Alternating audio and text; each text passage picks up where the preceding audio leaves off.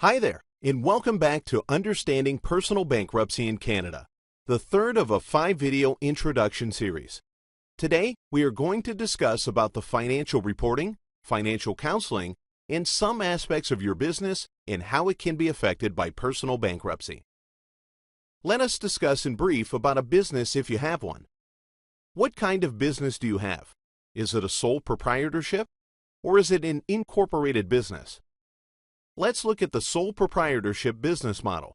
If you do not have a business, we will continue on with financial reporting and financial counseling after a few slides. For a sole proprietorship, know that all assets of a business is considered personal assets, and therefore, there is no differences between business and personal and assets.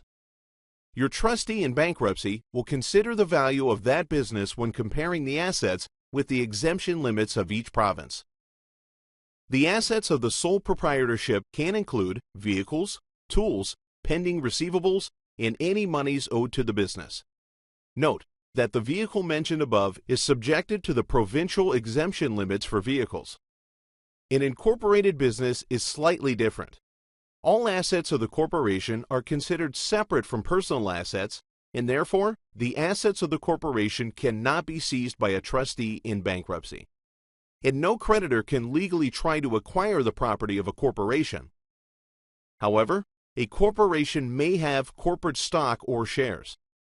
And if these are owned by a director of a corporation, then these will be considered personal property. If the stocks or shares are of the significant value, then the value of these shares or stocks can be taken by the trustee and redistributed among your creditors. If you are a director of a corporation, be advised that if you are in a bankruptcy proceeding, then you cannot continue to be a director. That director may resign, the corporation may be dissolved, or someone else assumes the director position of the corporation. However, you can still be a manager of a corporation. During personal bankruptcy, a sole proprietorship can be established and operated as per normal.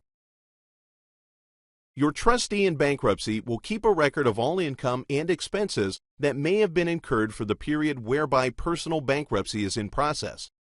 Therefore, on a monthly basis, an income and expense form must be filled in and handed over to the trustee.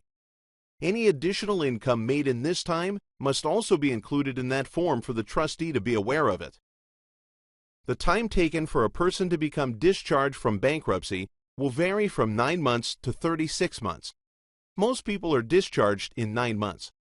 However, to determine if a bankruptcy will spill over into 24 to 36 months, surplus income will need to be examined.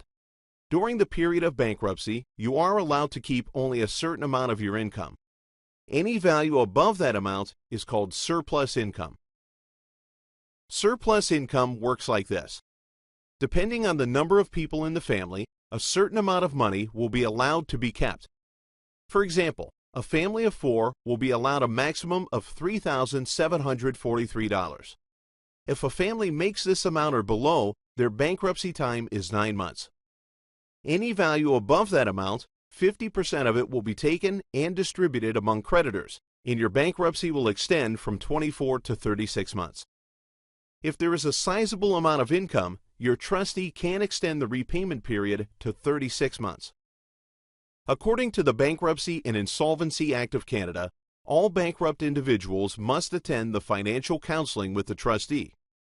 During these sessions, the finances of the individual will be examined and advice will be given.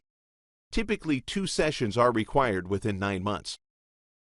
If these counseling sessions are not attended, a failure to appear notice will be sent with a warning that if the sessions are not attended, the bankruptcy discharge may be delayed, and the person may have to go to court themselves to petition a judge for the bankruptcy to be ended.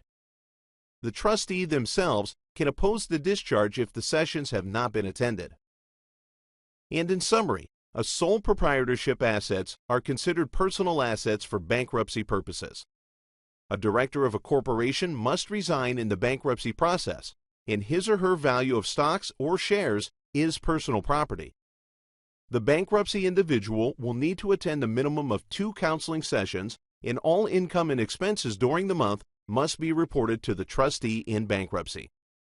If you've enjoyed this video and found it informative, please look at the fourth video out of the 5-video series which will be sent to you.